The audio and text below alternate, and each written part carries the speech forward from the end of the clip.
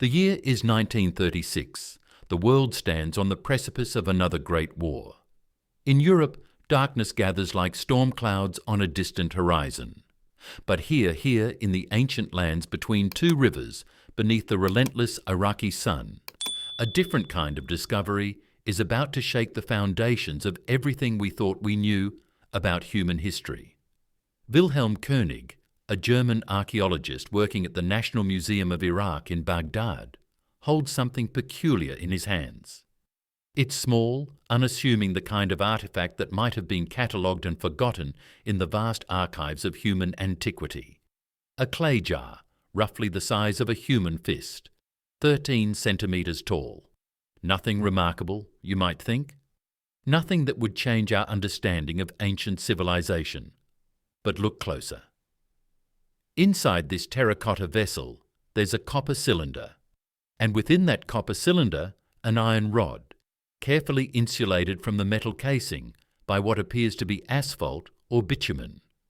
The rod shows signs of corrosion, but not the kind of corrosion you'd expect from mere age.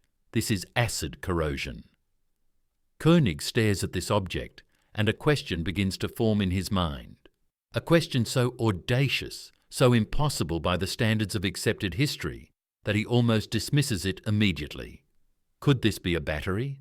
An electrical battery, created not in the laboratories of Alessandro Volta in 1800, not in the workshops of the Industrial Revolution, but here in ancient Mesopotamia, somewhere between 250 BCE and 250 CE, nearly 2,000 years before electricity was supposedly discovered by modern science.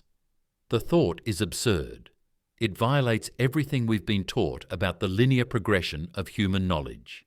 It suggests that somewhere in the mists of forgotten time, ancient hands understood principles of electrochemistry that wouldn't be officially comprehended until the Enlightenment. And yet there it is, silent, waiting, holding its secret like a whisper trapped in clay. This is where our journey begins tonight, not with certainty, but with a question, not with answers neatly packaged and bound, but with mystery that refuses to be silenced. We stand at the intersection of archaeology and impossibility, where the evidence of our eyes conflicts with the doctrines of our textbooks. The Baghdad Battery. Some call it the most compelling evidence of advanced ancient technology. Others dismiss it as a mere storage vessel for sacred scrolls. The debate has raged for more than 80 years, and tonight we're going to journey deep into that controversy. We're going to walk the streets of ancient Ctesiphon, stand in the workshops of Parthian craftsmen, and ask the questions that conventional archaeology fears to confront. Because this isn't just about one artifact. This is about something far more profound.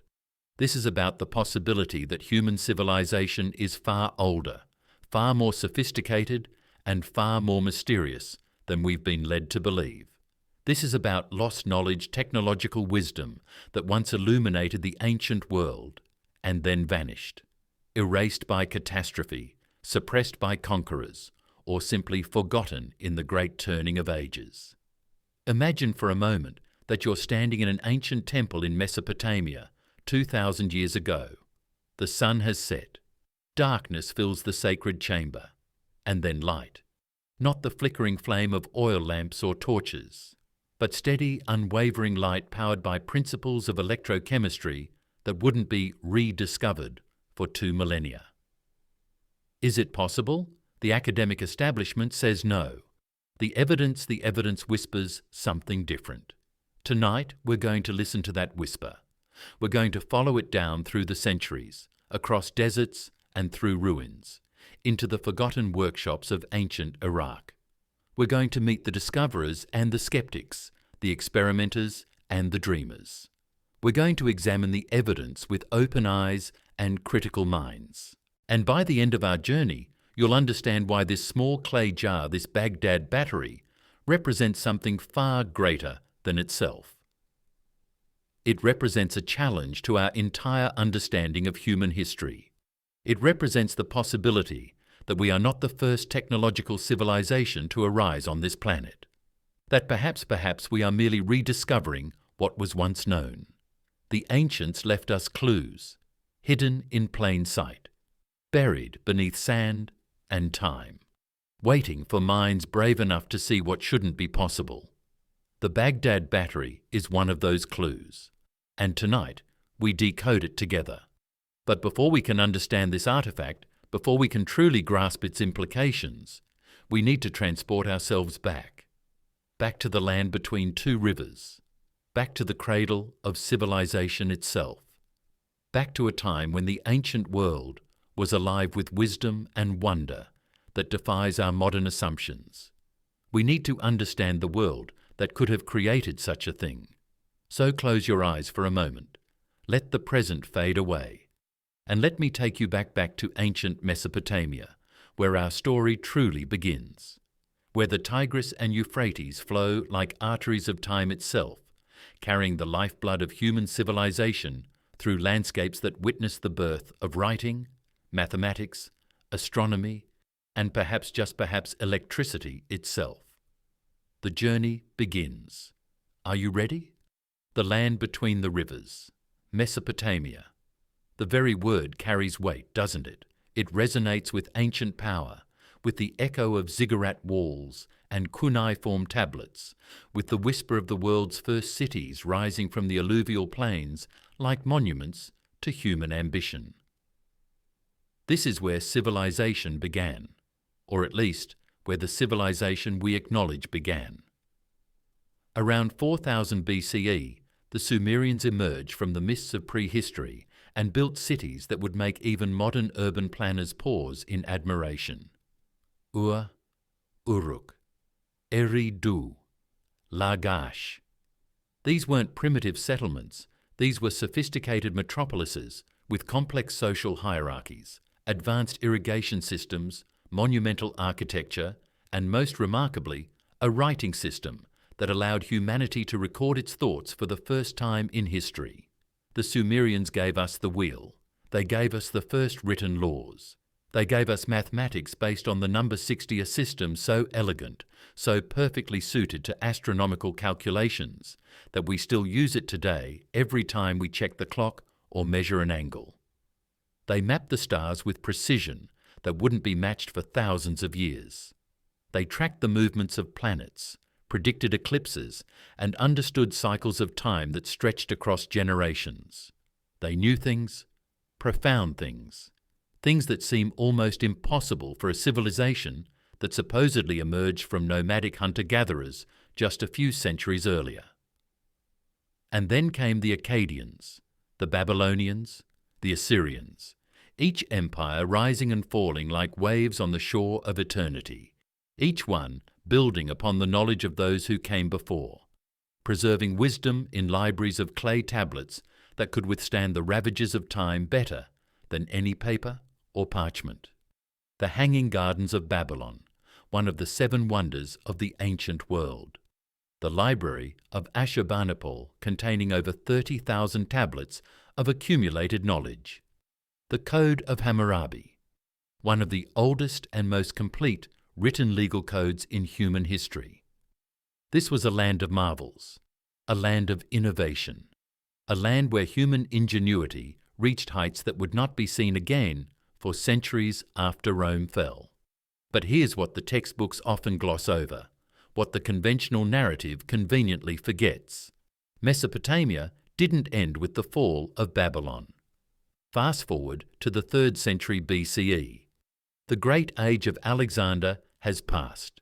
His empire has fractured into warring kingdoms, and in the east, a new power has emerged from the Iranian plateau, the Parthian Empire. Most people have never heard of them. They exist in the shadow of Rome, relegated to footnotes in history books that focus on Mediterranean civilizations. But the Parthians were formidable. They controlled the Silk Road, the vital trade route that connected east and west. They were master horsemen, skilled metallurgists, and shrewd traders who accumulated wealth and knowledge from across the known world. And most importantly, for our story, they inherited the ancient wisdom of Mesopotamia. When the Parthians conquered the region, They didn't destroy what they found. They preserved it. They studied it. They built upon it. The great cities of Mesopotamia continued to thrive under Parthian rule. Ctesiphon, their capital, became one of the largest cities in the ancient world, a cosmopolitan centre where Greek philosophy mingled with Persian mysticism, where Chinese silk met Mediterranean wine, where knowledge flowed as freely as the Tigris itself. This is the world that created the Baghdad Battery, not primitive, not ignorant, but sophisticated, cosmopolitan, and deeply connected to thousands of years of accumulated knowledge. The Parthians were master craftsmen. Their metalwork was legendary delicate gold jewellery, sturdy iron weapons, intricate bronze sculptures. They understood alloys, forging temperatures, and metallurgical techniques that required precise knowledge of chemistry and materials science. Is it so hard to believe that they might have stumbled upon or inherited knowledge of electrochemistry? Let me paint you a picture of what a Parthian workshop might have looked like in the 1st century CE. The air is thick with the smell of charcoal and heated metal. Sunlight filters through high windows, casting long shadows across workbenches covered with tools that would look surprisingly familiar to a modern craftsman. Hammers, files, crucibles, bellows feeding carefully controlled fires. In one corner, a master goldsmith is applying a technique called gilding coating base metals with a thin layer of gold. He works with intense concentration, his hands steady despite the heat. The process he's using requires precision, patience, and something else, something that makes the gold adhere to the copper underneath more perfectly than simple heat and pressure could achieve alone. Electroplating. Now, I know what you're thinking. Electroplating wasn't invented until the 1800s. Luigi Brugnatelli first successfully electroplated gold in 1805, using a voltaic pile, a battery, to drive the process. But here's the thing, archaeological evidence suggests that ancient craftsmen in the Near East were achieving remarkably similar results more than 18 centuries earlier. Gold and silver objects from the Parthian period show layering and adhesion characteristics that some metallurgists insist can only be explained by electrochemical processes. How? The conventional explanation is that they used mercury gilding, a toxic process involving mercury amalgam. And yes, that technique was certainly known and used, but some artifacts show characteristics that mercury gilding simply cannot explain. Uniform thickness, perfect adhesion, layering that suggests electrical deposition rather than chemical bonding. And then there are the references in ancient texts, vague, tantalizing mentions of divine light that didn't flicker, of objects that glowed in temple sanctuaries without flame, of processes for coating metals that involved mysterious, sacred vessels and specially prepared liquids. Coincidence, mythology, or fragments of lost technical knowledge preserved in the language of mystery because the underlying science had already been forgotten? This brings us back to our protagonist, Wilhelm König. König wasn't looking for batteries when he arrived in Iraq. He was a painter by training, an artist who had fallen in love with archaeology. He had no agenda, no theory to prove.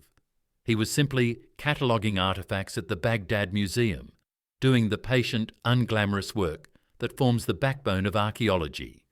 But König had something that many modern specialists lack: a broad, interdisciplinary mind. He could see connections between different fields. When he looked at that small clay jar with its copper cylinder and iron rod, he didn't just see another pottery fragment to be dated and stored. He saw something that triggered his artistic intuition, his sense that form follows function. Why would someone carefully construct a copper cylinder, insert an iron rod, and seal it all inside a clay jar with asphalt? What purpose could such an arrangement serve? König studied the artifact for months. He measured it, photographed it, analysed its construction, and slowly, reluctantly almost, a hypothesis formed. In 1938, he published his findings in a paper titled Ein galvanisches Element aus der Partherzeit, a galvanic element from the Parthian period? The response from the academic community was skeptical, to put it mildly. A battery? In ancient Iraq? Preposterous. Impossible. König must be mistaken. He's an artist, not a trained archaeologist. He doesn't understand what he's looking at. But König knew what he had seen. He understood that the configuration of materials, copper, iron, and an acidic electrolyte, was precisely what you would need to create an electrochemical cell. He knew that the corrosion patterns on the iron rod were consistent with acid corrosion, not merely oxidation from air and moisture. He published anyway.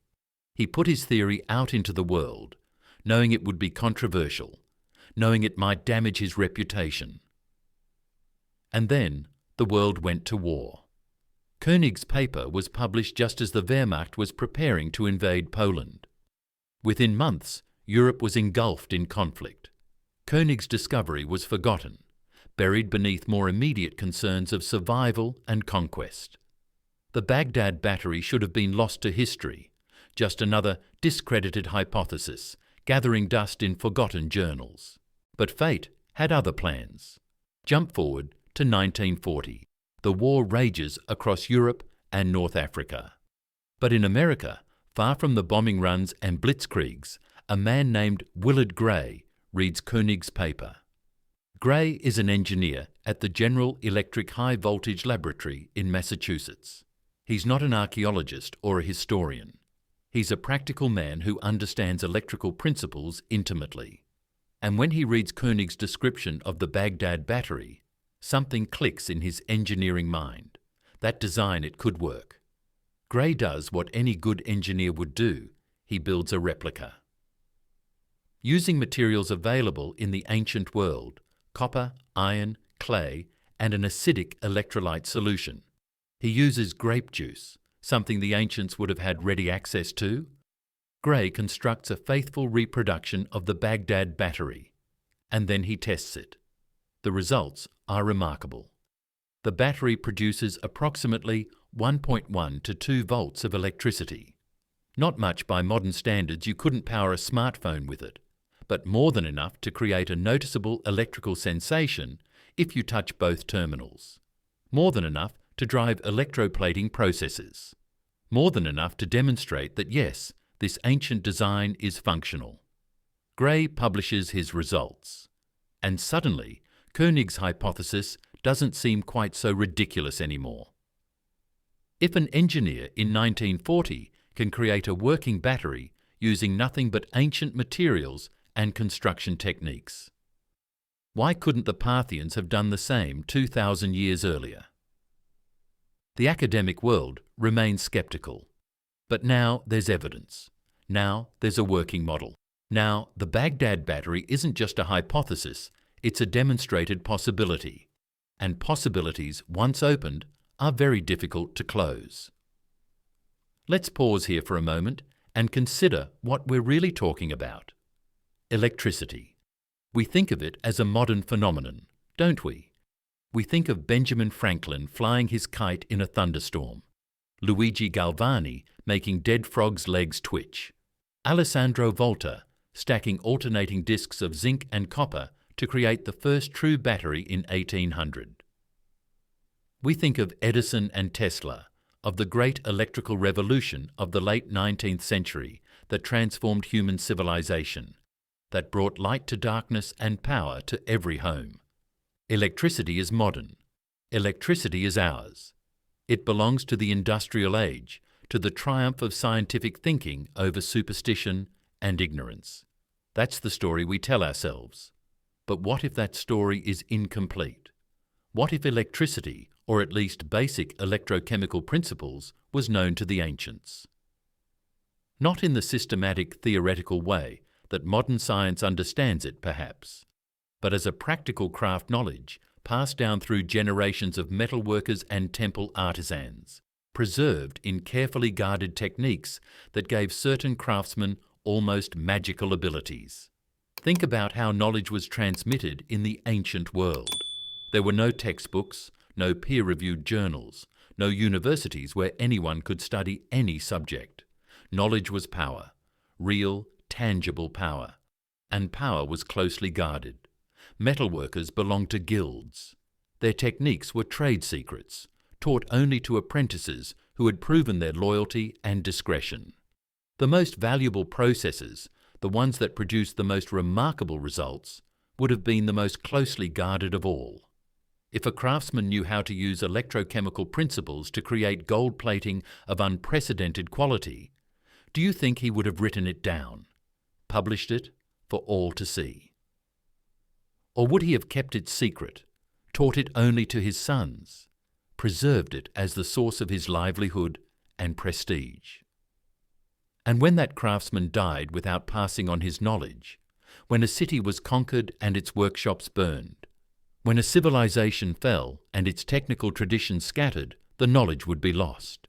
Not because it never existed, but because it was too valuable, too secret, too sacred to be widely known. This is how civilizations lose technologies, not through some great catastrophe that erases all memory, but through the simple, tragic failure of knowledge transmission. One master dies before teaching his apprentice. One library burns. One invasion scatters a community of specialists. And suddenly, no one remembers how it was done. The capacity is gone. The technique is forgotten.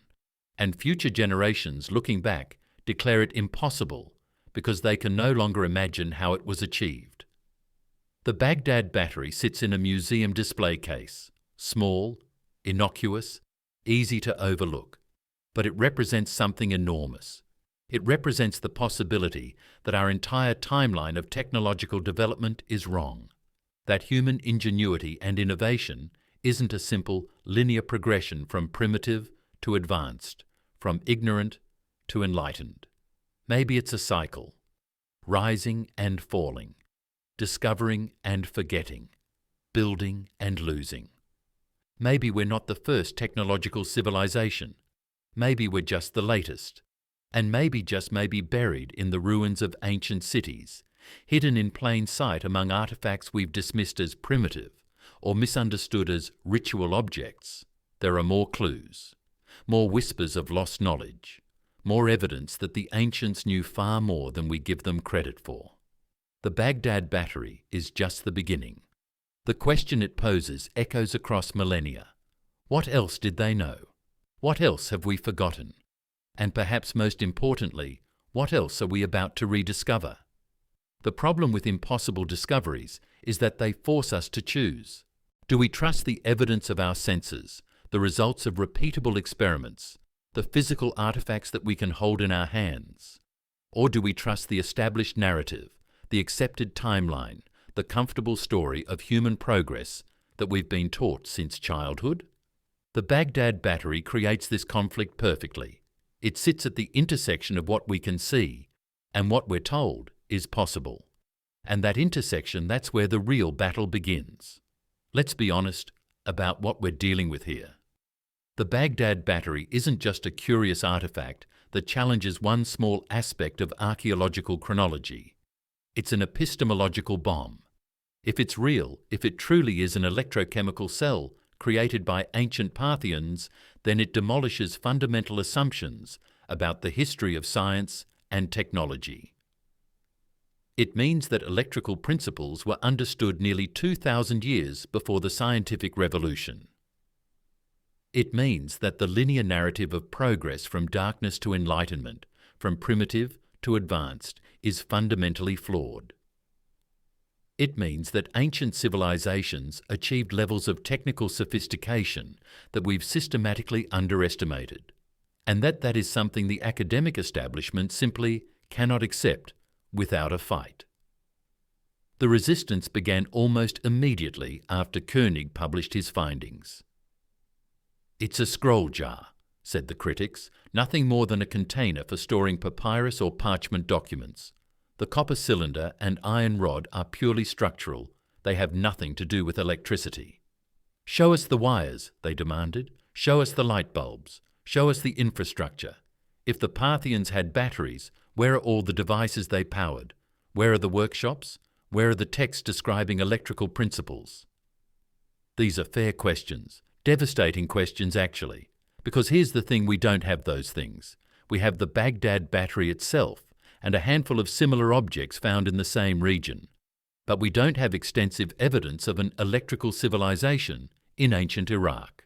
No wires, no obvious electrical devices, no cuneiform tablets titled Principles of Electrochemistry, Volume 3.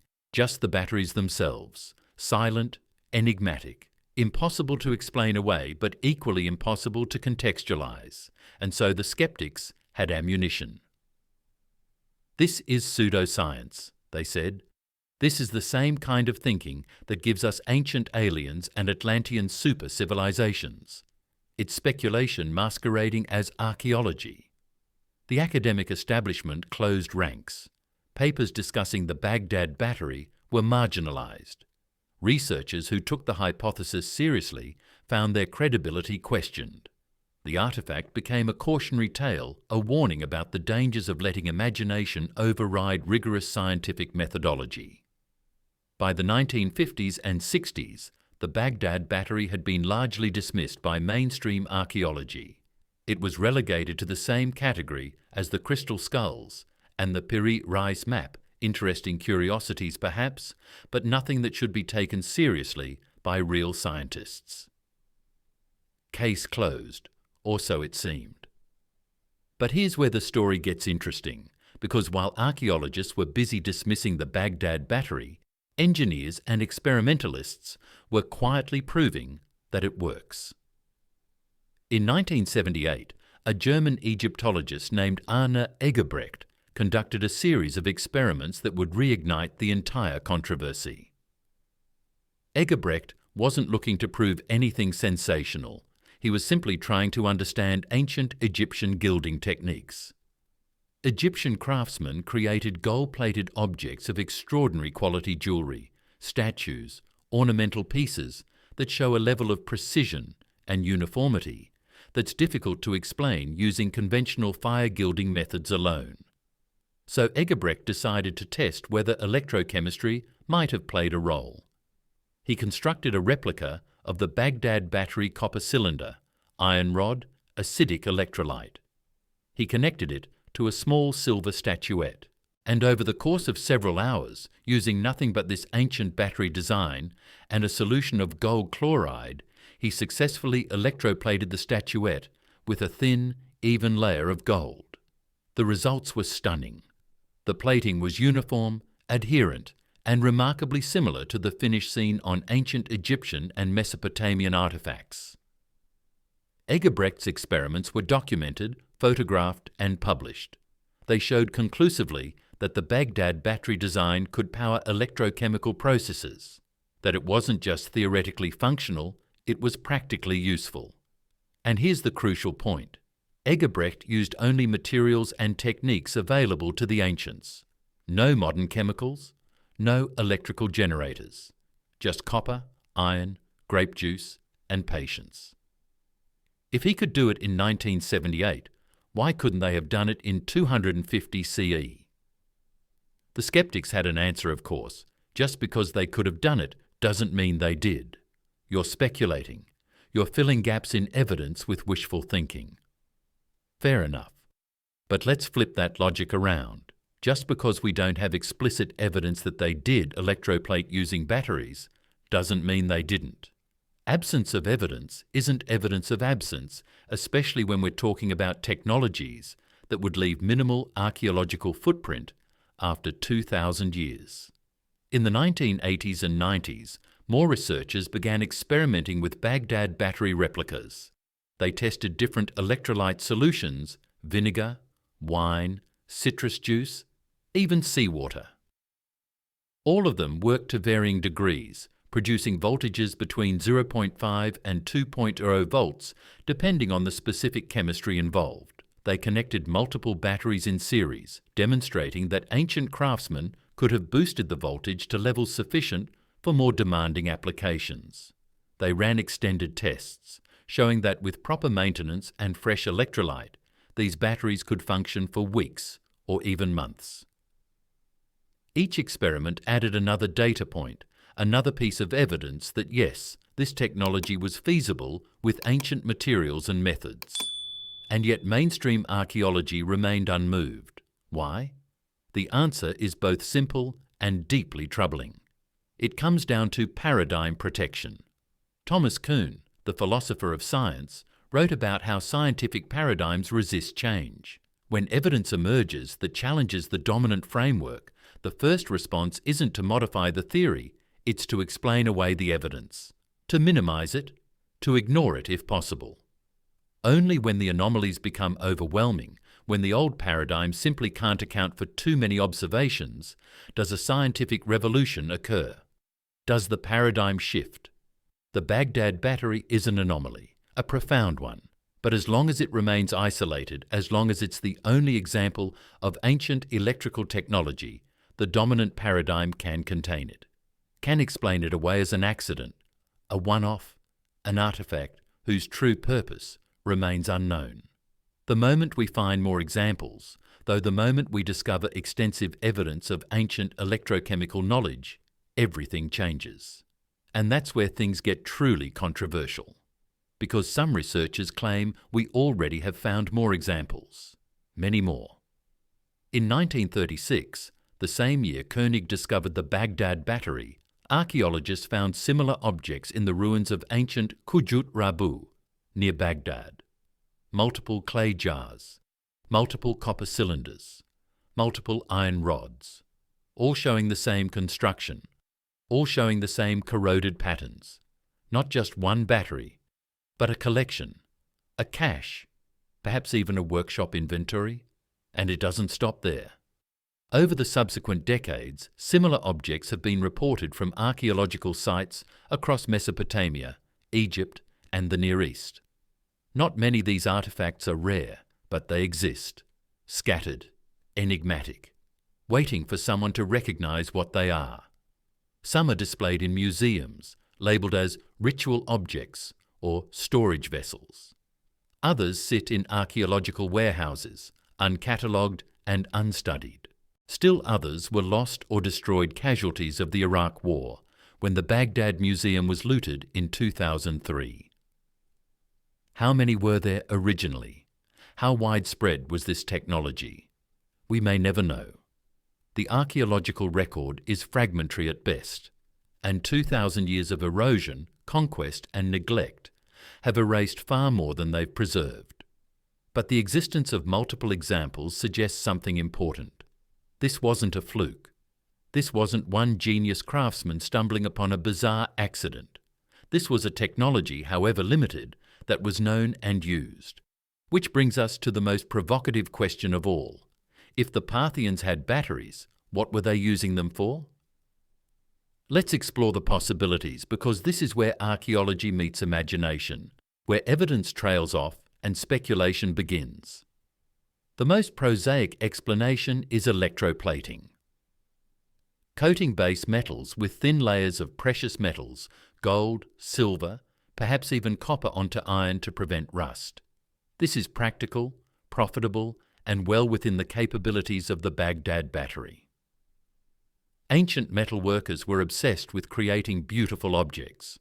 Gold and silver weren't just valuable, they were sacred, associated with the sun and moon, with divine forces and cosmic principles. The ability to coat ordinary objects with these precious metals would have been highly prized, and indeed, when we examine ancient artifacts from the Parthian period, we find numerous examples of gilded and silvered objects. Many show characteristics: uniform thickness, perfect adhesion, layering patterns that some metallurgists argue are more consistent with electroplating than with fire gilding or mercury amalgam techniques. Could these be evidence of ancient electrochemistry in action? The skeptics say no. They point out that fire gilding can achieve similar results with enough skill, that we shouldn't invoke exotic explanations when conventional ones suffice. But then there are the artifacts that conventional explanations struggle with. Gilded objects where the gold layer is so thin, so uniform, so perfectly bonded to the substrate that modern metallurgists scratch their heads wondering how it was achieved without electrical assistance. Objects like the Ark of the Covenant, described in Exodus as being covered in pure gold inside and outside.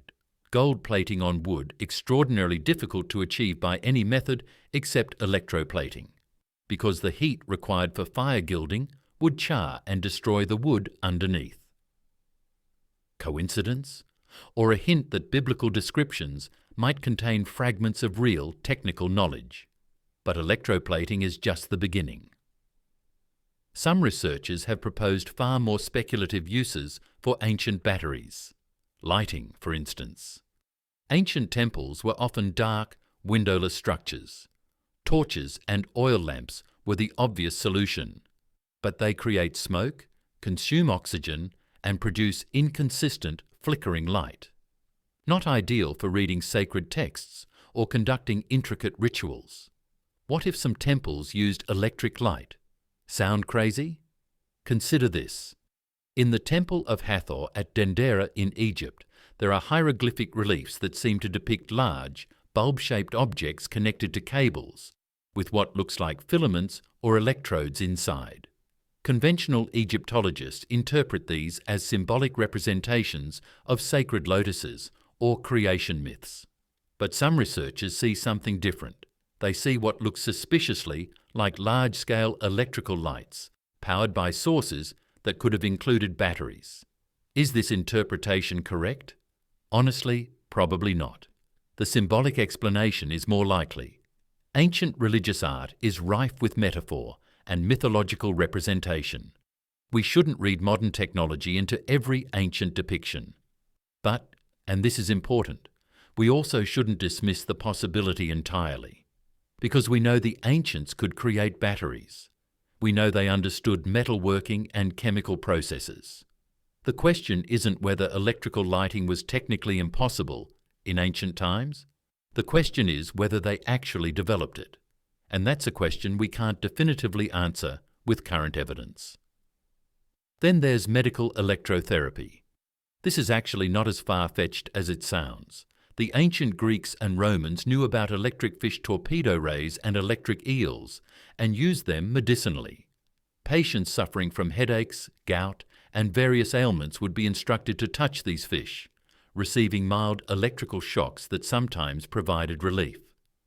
Scribonius Largus, a Roman physician in the 1st century CE, wrote explicitly about using torpedo fish to treat pain.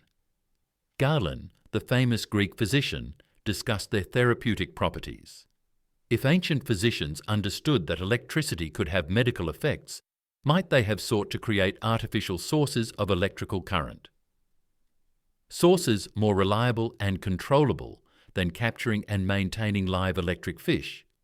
The Baghdad Battery could provide such a source. A mild shock from a 1-2-volt battery wouldn't be dangerous, but it would be noticeable. It might even provide placebo benefits or genuine electrochemical effects on nerve function that ancient physicians observed without understanding the underlying mechanism. Again, we have no direct evidence, no ancient medical texts saying apply the copper vessel filled with vinegar to the afflicted area for 12 minutes. But we have logical possibilities that align with what we know about ancient medical practices and available technologies. And then, there are the truly exotic theories. Some researchers have proposed that the Baghdad Battery might have been used in religious rituals, creating small electrical shocks that priests could use to amaze congregants, or to trigger dissociative states during mystical experiences. Others suggest astronomical applications using electrical current to drive mechanical models of the heavens, ancient analog computers that help priests track planetary movements and predict eclipses. Still others speculate about acoustic applications using electricity to vibrate metal plates or crystals, creating unusual sounds that enhanced religious experiences or aided in meditation. Are any of these theories correct?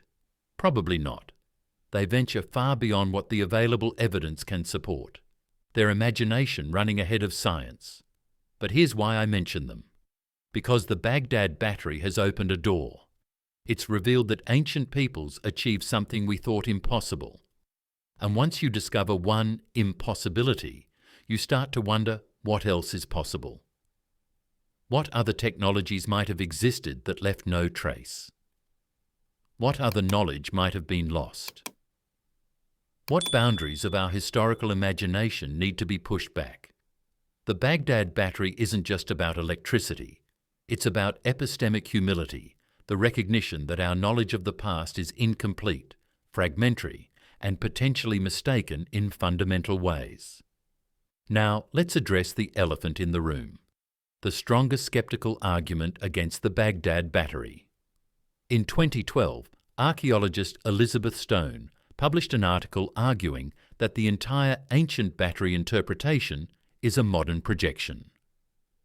She points out that König never actually excavated the artifact himself. It was found by others years earlier and merely catalogued by König. The archaeological context is unclear. We don't know exactly where it came from, what it was found with, or what dating evidence might support its Parthian attribution. Stone also notes that many similar vessels have been found in Mesopotamian archaeological sites, and most are clearly storage containers for scrolls or other perishable materials. The copper cylinders and iron rods might simply be scroll cases and mounting hardware. Why assume an exotic electrical function when a mundane explanation fits just as well? It's a powerful argument, and honestly, it's the kind of rigorous skepticism that prevents archaeology from descending into pure speculation. But, and this is crucial, Stone's critique doesn't explain the corrosion patterns. It doesn't explain why the iron rod shows acid corrosion rather than simple oxidation. It doesn't explain why multiple experiments have successfully produced electricity using the exact configuration found in the artifact. Her argument is essentially, we can't prove it's a battery, so we should assume it isn't. But the counter-argument is equally valid. We can prove the design functions as a battery, so we shouldn't dismiss that possibility just because we lack complete archaeological context. Both positions have merit, and that's precisely why this debate has continued for over 80 years without resolution. We're stuck in an evidentiary grey zone, not enough proof to convince skeptics, too much evidence to dismiss entirely. And so the Baghdad Battery remains what it has always been, a mystery, a challenge, an invitation to look more carefully at what we think we know about ancient capabilities. There's a deeper issue at play here, one that goes beyond any individual artifact. Archaeology as a discipline has traditionally been conservative, and for good reasons. The past is fragile. Evidence is scarce.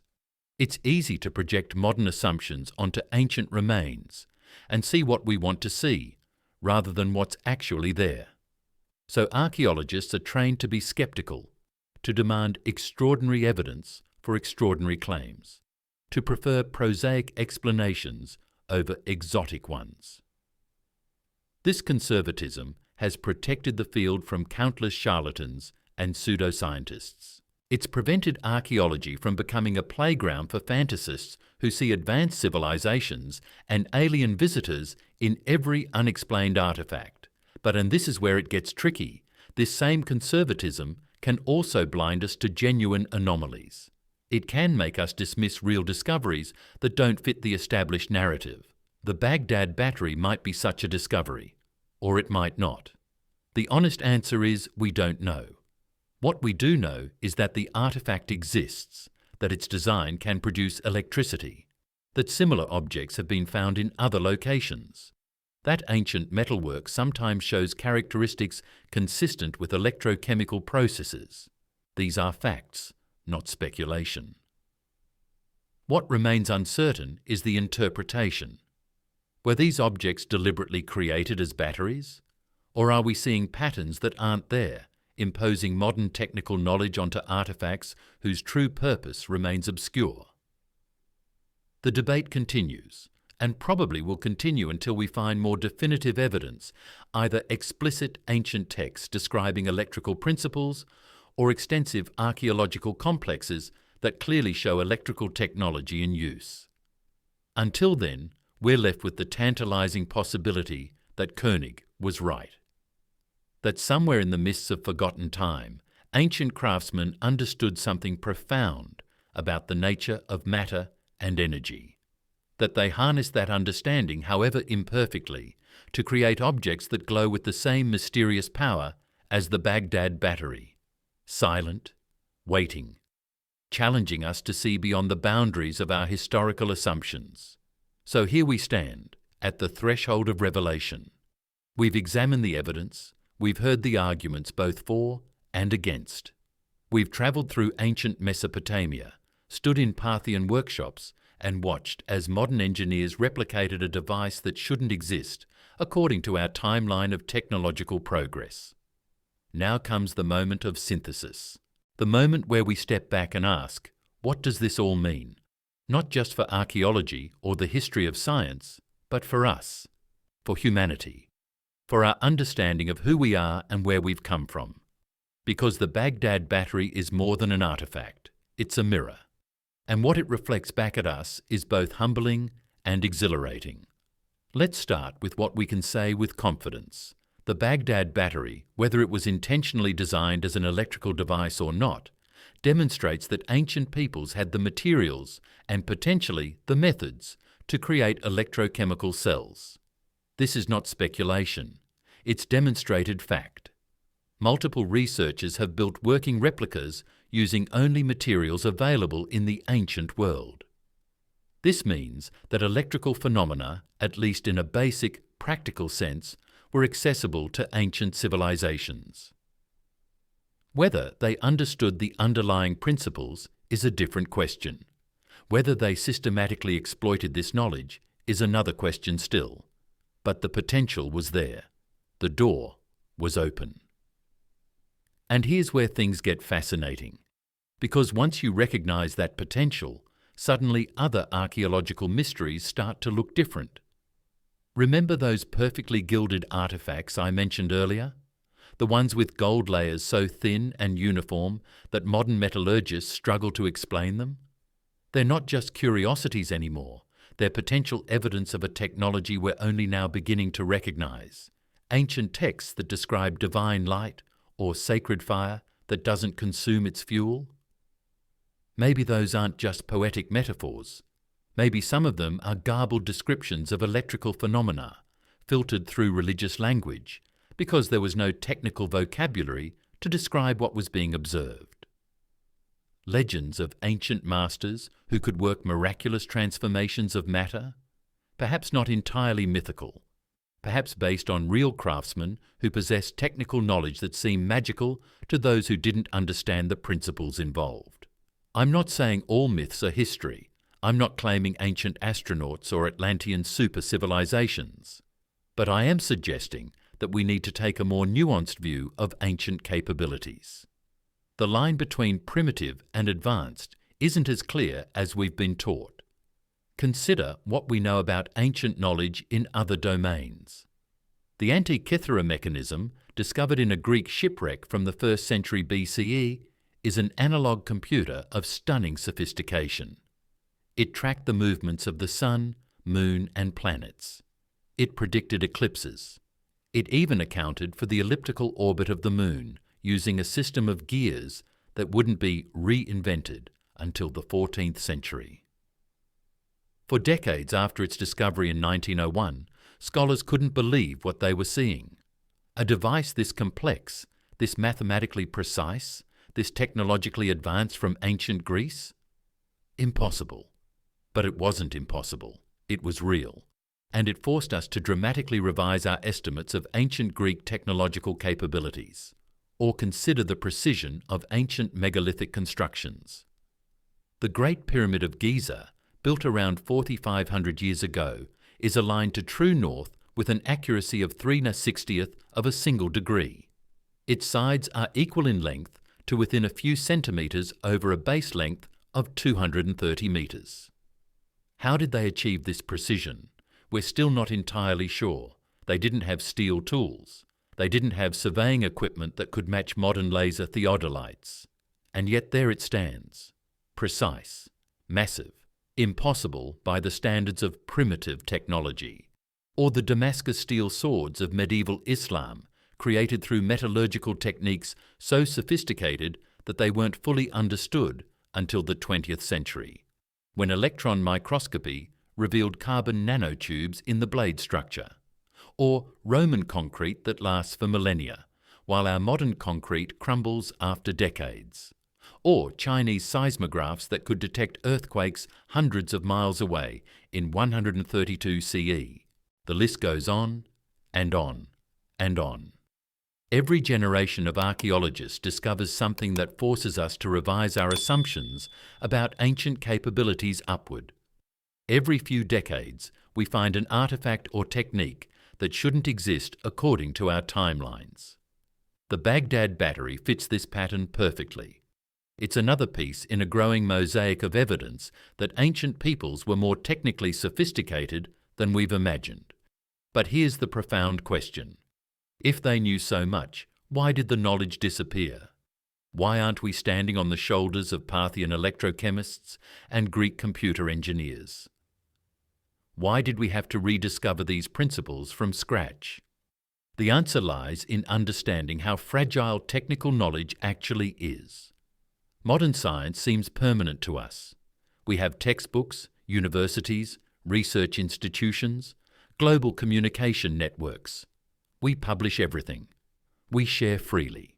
We build on each other's work. If our civilization collapsed tomorrow, future archaeologists would find abundant evidence of our technical capabilities.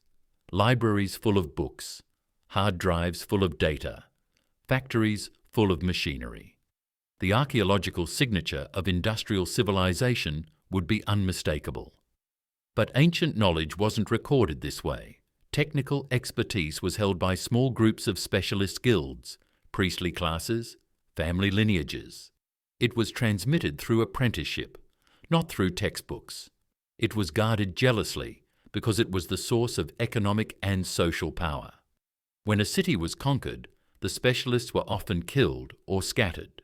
When a guild was disbanded, the techniques were lost.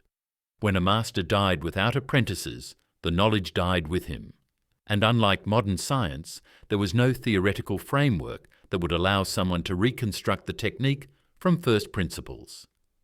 Ancient craftsmen knew how to do things, but they often didn't know why those things worked. Their knowledge was empirical, practical, and non-transferable, except through direct hands-on training. This is how you lose advanced technologies, not through some apocalyptic event, but through the simple, tragic interruption of knowledge transmission. A generation skipped, a workshop burned, a city abandoned, and suddenly no one remembers. The Baghdad Battery might be a relic of one such interruption. Perhaps electrochemistry was once more widely known in the ancient Near East.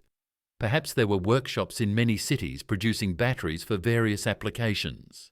Perhaps the technique was passed down through generations of metalworkers, a carefully guarded secret that gave them an edge in producing exceptional craftsmanship. And then came conquest, war, the fall of the Parthian Empire to the Sassanids in 224 CE, political upheaval, economic collapse, the Silk Road disrupted, trade networks fractured, the workshops closed, the masters died or fled.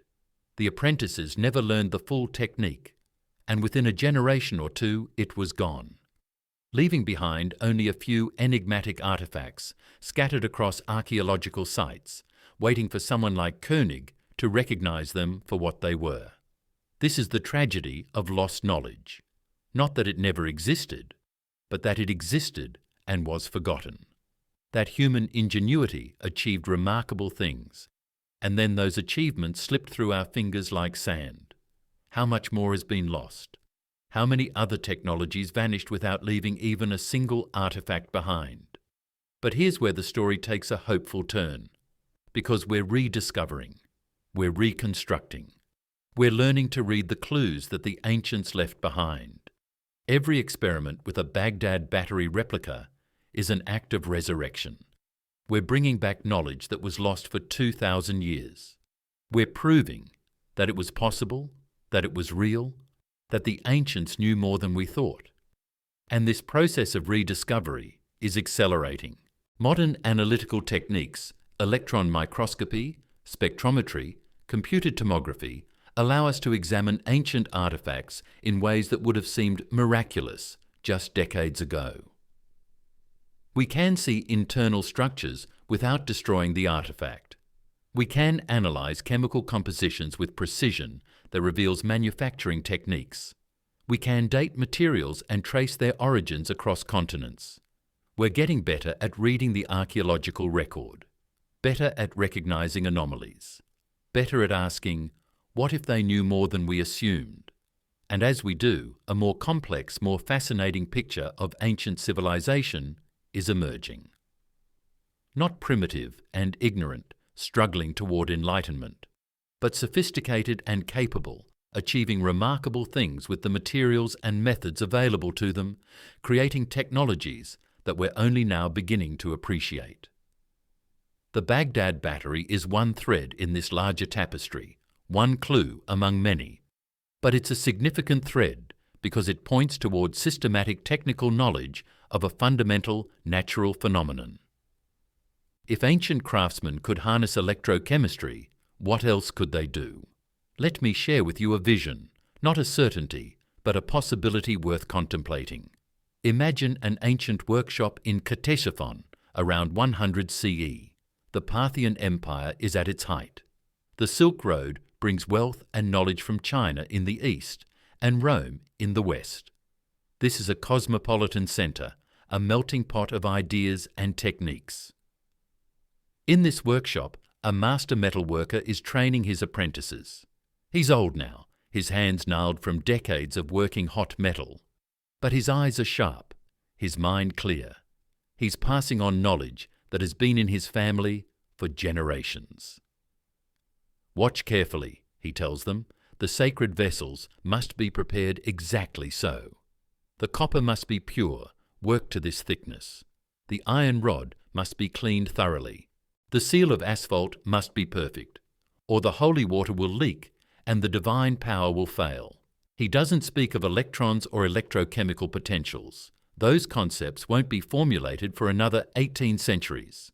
But he knows that when you combine these materials in this specific way, something remarkable happens. The metal can be transformed. Gold can be made to flow like water, coating bronze and iron with a perfection that no hammer or flame alone can achieve.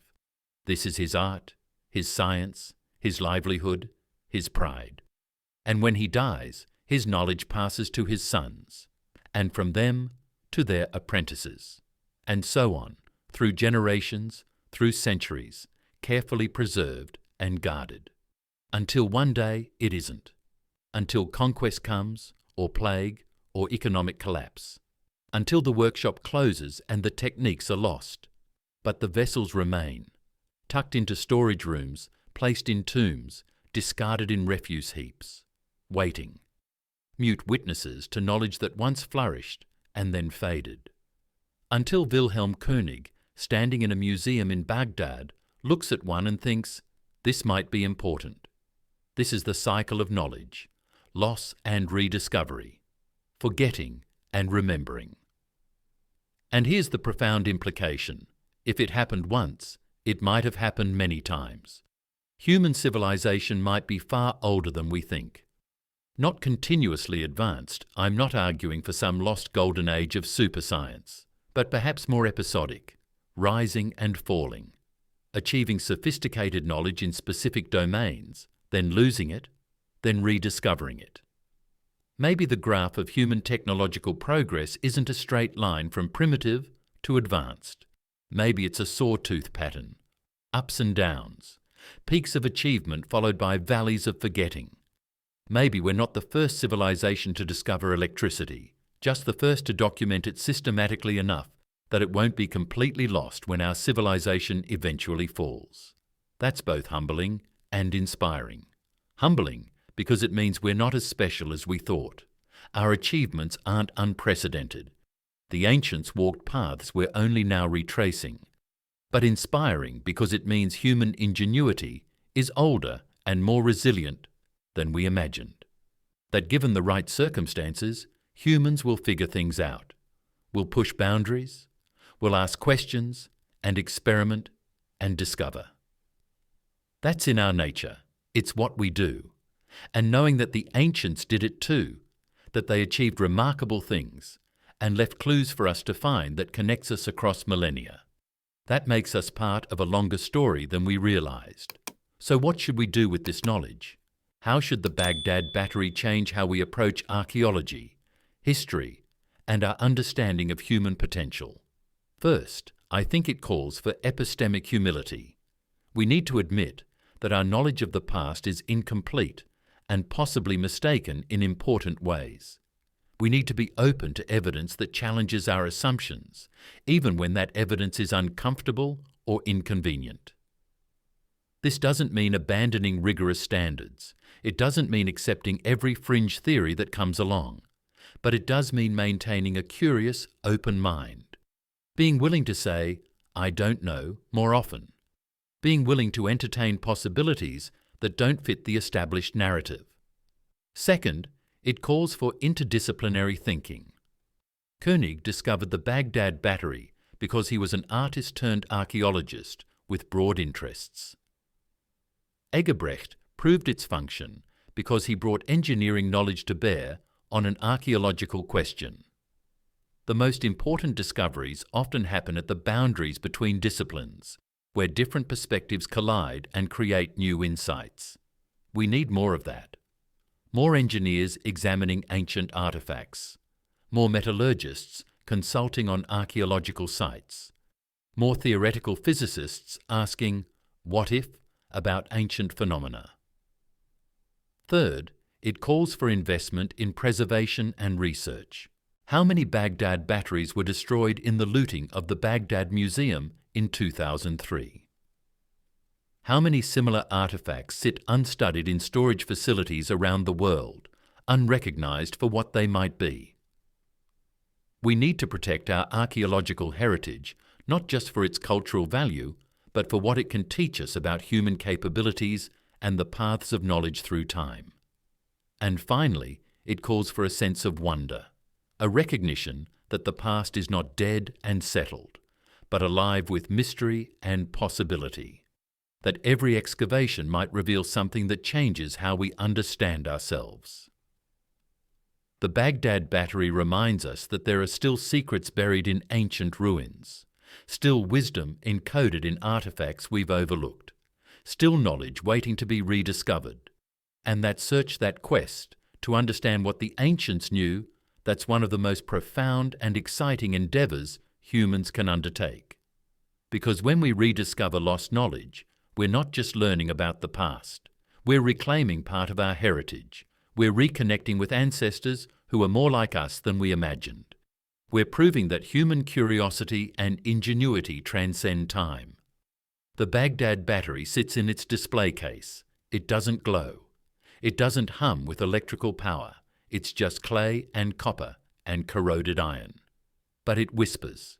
It whispers of craftsmen working in ancient workshops, experimenting with materials, discovering that certain combinations created certain effects, preserving that knowledge through generations. It whispers of techniques lost and waiting to be found again. It whispers of a human story far older and more complex than we've been taught. And if we listen carefully, if we approach it with open minds and rigorous methods, if we're willing to be amazed by what our ancestors achieved, then perhaps we'll hear other whispers, other secrets, other clues to lost knowledge. The journey of rediscovery has just begun, and the Baghdad Battery is our invitation to continue that journey, to dig deeper, to question more, to never stop wondering what else might be hidden in the ruins of the ancient world, waiting for us to find it, waiting for us to remember what was once known, waiting for us to reclaim our lost blueprint. And so we return to where we began, to a small clay jar, 13 centimetres tall, holding within it a mystery that has captivated minds for over 80 years. Is it a battery? Is it a scroll case? Is it something we haven't even considered yet? The honest answer, we still don't fully know. But perhaps that's not the point. Perhaps the value of the Baghdad Battery isn't in providing definitive answers, but in asking profound questions. Questions about the nature of knowledge, the fragility of civilization, the capabilities of our ancestors, and the stories we tell ourselves about human progress. We've journeyed together through time tonight. We've walked the streets of ancient Ctesiphon, stood in Parthian workshops, watched as modern experimenters proved that impossible technologies were possible after all. We've heard the skeptics and the believers, the orthodox and the heretical. And what have we learned? We've learned that history is more complex than textbooks suggest, that ancient peoples achieved remarkable things with limited resources and no modern technology. That knowledge can be lost and rediscovered, that human ingenuity is resilient across millennia. We've learned that the boundaries between possible and impossible are more flexible than we thought, that what seems primitive might actually be sophisticated, that what seems simple might encode profound understanding. Most importantly, we've learned to approach the past with wonder rather than assumption, to see artifacts not just as objects to be catalogued, but as messages from ancestors who were smarter, more capable, and more like us than we've been taught to believe. The Baghdad Battery challenges us. It challenges our timelines, our assumptions, our certainty that we're the most advanced civilization ever to exist on this planet. It whispers, look closer, question more, don't assume you know the full story. And that whisper echoes across all of archaeology, all of history, all of our understanding of human civilization. How many other artifacts have we misidentified? How many other technologies have we overlooked? How much ancient knowledge remains encoded in objects we've dismissed as primitive or purely decorative? We don't know. And that's thrilling, because it means the adventure continues, the mystery deepens. The quest for understanding our origins and our ancestors' achievements remains one of the great frontiers of human knowledge. Every time an archaeologist's trowel disturbs ancient soil, there's a possibility, however small, that something will emerge that changes everything.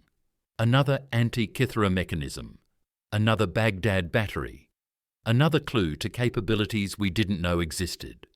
And when that happens, when we're forced to revise our assumptions once again, we come closer to understanding the truth about our species. We are builders, dreamers, discoverers. We always have been. And sometimes we forget what we've discovered. We lose the thread. We have to start over. But that's okay, because we always do start over. We always rediscover. We always push forward, driven by that insatiable curiosity that defines us as human. As we close this chapter of our exploration, I want to leave you with a thought. Somewhere in the world, right now, there's an artifact sitting in a museum display or storage facility. It's been catalogued, dated, filed away. Nothing special, the experts think. Just another piece of ancient pottery, another tool, another decorative object. But what if it's not? What if it's a Baghdad Battery? Another impossible technology, waiting for someone with the right combination of knowledge and imagination to recognize it for what it is. What if the next great archaeological revolution is sitting there, gathering dust, waiting for you to see it? That's the gift of mysteries like the Baghdad Battery. They remind us that the past is not settled, that there are still secrets to uncover, still wisdom to reclaim, still stories to hear. They invite us to be explorers in our own right, to look at the ancient world with fresh eyes, to question, to wonder, to never stop seeking the truth about where we come from and what we're capable of. The lost blueprint. That's what we seek. That's what drives this channel, these explorations, these journeys through time and mystery. We're looking for the original design, the ancient knowledge that shaped early civilization, the wisdom that our ancestors possessed and somehow lost. The Baghdad Battery is one piece of that blueprint, one fragment of a larger pattern that's still emerging, still revealing itself to those patient and curious enough to look. What will we find next? What other impossible technologies await rediscovery? What other assumptions will crumble in the face of evidence? I don't know, but I can't wait to find out, and I hope you'll join me for that journey. Because this isn't just about archaeology or ancient history. This is about who we are as a species. This is about honouring our ancestors by recognising their achievements. This is about understanding that we stand on foundations laid thousands of years ago by people who were just as clever, just as creative, just as driven to understand their world as we are. They left us clues, messages in clay and copper, in stone and bronze, in monuments and artefacts scattered across this ancient earth. Our job is to read those messages, to decode those clues, to piece together the lost blueprint of human civilization. And every mystery we solve, every impossibility we prove possible, brings us one step closer to understanding our true heritage. The Baghdad Battery sits silently in its museum case. But it's not really silent, is it? It's speaking, calling across millennia, asking us to remember, inviting us to rediscover, challenging us to see past the boundaries of conventional thinking and embrace the magnificent complexity of human history. So listen, look closer, question everything you've been taught about ancient capabilities, and never stop wondering what else did they know, what else have we forgotten, and what else is out there waiting to be rediscovered. The adventure continues, the mystery deepens, the lost knowledge of the ancients awaits. Will you help find it? Thank you for joining me on this journey through time and mystery. If this exploration sparked your curiosity, if it made you question what you thought you knew about ancient civilizations, then my work here is done. Like, subscribe, and join me next time as we continue our quest to uncover the lost blueprint. The ancient knowledge that shaped our world and still echoes through time. Until then, keep wondering, keep questioning, and never stop seeking the truth hidden in the ruins of the past. This is the lost blueprint, and the mystery is just beginning.